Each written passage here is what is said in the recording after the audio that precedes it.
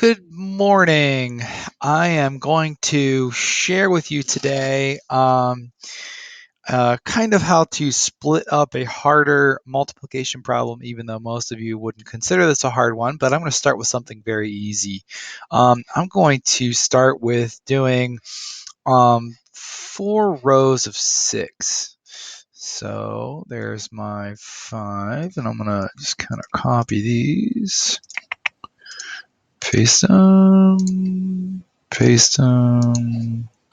and paste them. Okay, so now I have my 4 rows of 6, and I'm going to make myself a nice little array out of this.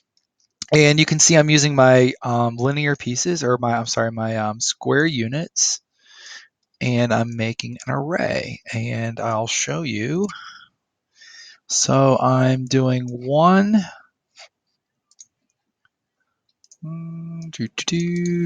There we go. There's 3. There's 4. I need some music for this. Clone and clone. Good. All right. So let's maybe make this one an infinite cloner here.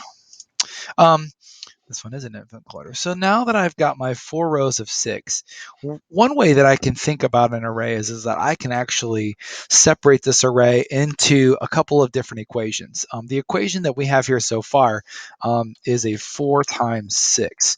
And of course, you know that the answer is 24 if you were counting. So you could use the 6 song, the 4 song.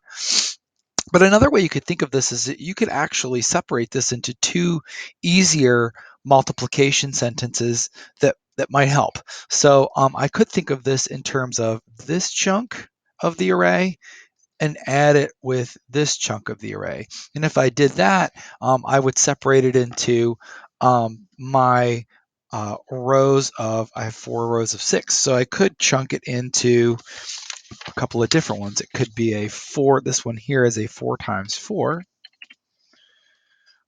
I have to do that as a separate step. So I'm putting in a couple of parentheses. And then I'm going to add to that my second half, which is over here. That is an easy one. That's a 4 times 2. And now that I've done this, I have separated this into 2 different equations that might help me.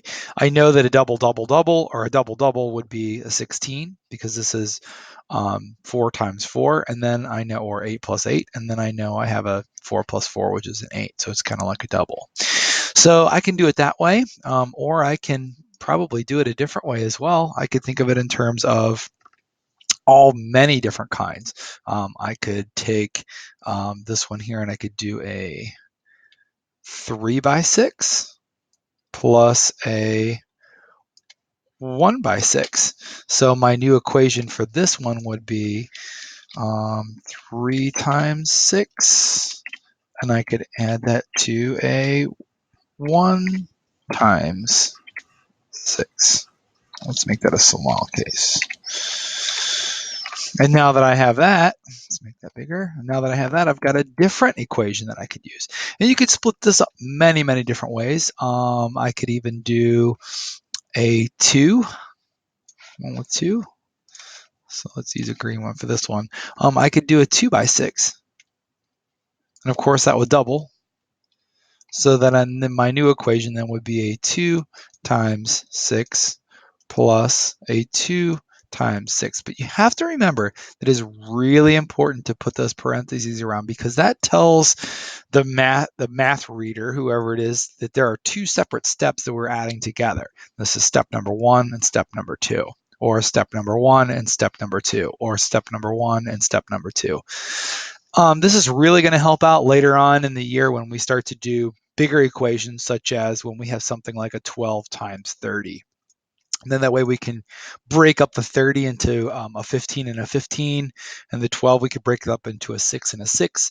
And then that way we could solve it easier rather than adding 30 12 times or adding 12 30 times, which we could do. But remember, we need to talk more about efficiency rather than just getting the right answer and being accurate.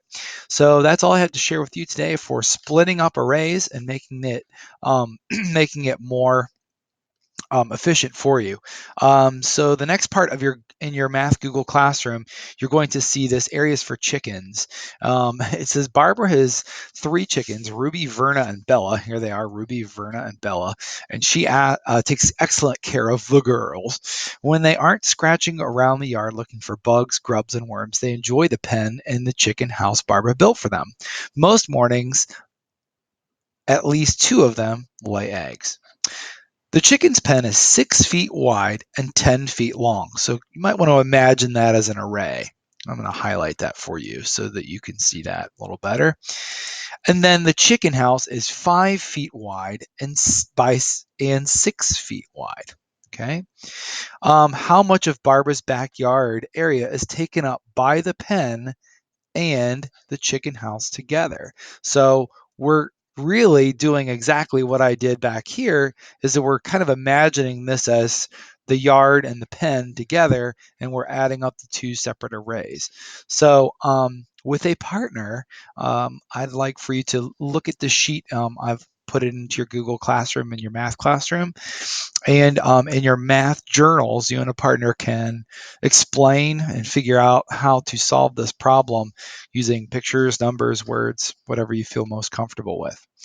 And when you're done with that, you and your partner can share what you have found. Thank you very much. Have a great day.